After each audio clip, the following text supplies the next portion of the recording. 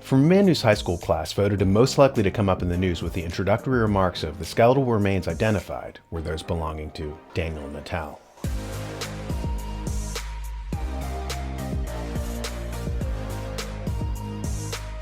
Speaking of skeletal remains, this presentation is rooted in the morbid subject of death, more specifically, in something called mortality dividends. Corporations have been having more and more trouble being profitable. In fact, the trend in the West is that overall growth has been falling since the 1960s. As a result of this, certain companies have been coming up in the news called zombie corporations. These are corporations that don't turn a profit and have never turned a profit. Like a Ponzi scheme, they live not off of productivity, but off of the money of investors. It's gotten so bad that a full quarter of our stock market is reportedly now made up of these fraudulent zombie corporations. In this environment of diminishing growth and companies that don't turn a profit, what are some scammy things a corporation can do, barring actually being productive, to make money? One thing they hit on is insuring their own employees against death. If the employee dies, they get what's called a mortality dividend. In the book Retirement Heist, published in 2012, Ellen Schultz talks about how certain companies were upset that workers weren't dying fast enough. And some employers were disappointed when employees didn't die quickly enough to generate the anticipated mortality dividends for that year.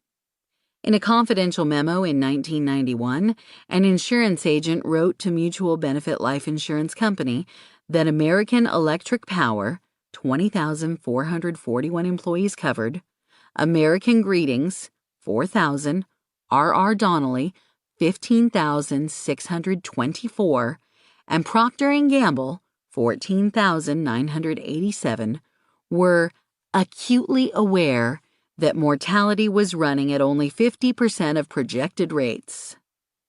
To keep track of when employees and retirees die, employers regularly check the Social Security Administration's database of deaths. That's how CM Holdings monitored its dead former employees. Page after page of a 1990 document called a death run lays out the names, ages, and Social Security numbers of more than 1,400 who would be worth more dead than alive. Also included was the amount of money the company was to receive when each employee died, even if the death occurred long after he or she left the job. Older workers would bring the company about $120,000 to $200,000 each, while younger workers would generate $400,000 to almost $500,000 each, the document said.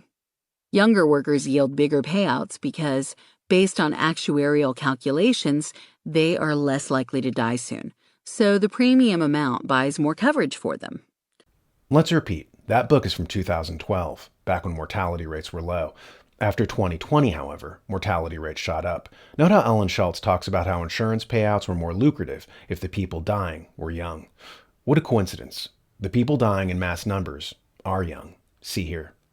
I think the excess mortality that we're seeing and that we've seen since the rollout, first of all, it's historically unprecedented, right? I mean, a few months ago, a number of life insurance companies were reporting increases in life insurance claims for young working age Americans, 18 to 65, between 18, 23, and up to 40%. And then Lincoln Financial, the fifth largest life insurance company in the country, just a week ago announced that in the last quarter of 2021, I think it was the last quarter, 163% increase in life insurance claims over historical baselines.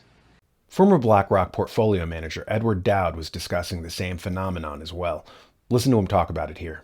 This is the CDC's own data that they aggregate into all ages. The bottom line is my insurance industry expert, former sell-side Wall Street analyst, went into the CDC data. We were looking for other things, but what we found was pretty shocking. He took the data, and it took some time and effort. He did a lot of work. He broke it down by age, and he created baselines for each age group to come up with excess mortality. And the money chart is really chart 4, which shows that the millennial age group, 25 to 44, experienced an 84% increase in excess mortality into the fall. It's the worst ever excess mortality, I think, in the history. Just to give you an idea, when you look at chart 4, you see when mandates and boosters hit the acceleration into the fall, and then it reaccelerated into the end of the year. The drop off in that data you see there is reporting issues. It takes time for millennial age deaths to be reported because they're usually not hospital deaths. So that data is going to be updated and probably shows a continued disturbing trend. So as the people in the C-suite were avoiding the experimental therapeutic themselves, they were mandating it for their employees. Much like Mark Zuckerberg of Facebook, who while promoting the rollout to others, cautioned his own executive lieutenants away from it. I do just want to make sure that I share some caution on this because we just don't know the long-term side effects of basically modifying people's DNA and RNA to directly encode in a person's DNA and RNA, basically the ability to produce those antibodies, and whether that causes other mutations or other risks downstream. More millennials died in the last 18 months than all the boomers who died during the 10 years of the Vietnam War. The death rate is up, so mortality dividends are rolling in for corporations. A bankrupt sector is more susceptible to the perverse incentives of bribery, like how illegal immigration bankrupted hospitals, making them more susceptible to accepting subsidies to declare ordinary deaths as being related to a certain crisis. Every time they did so, they got a payout.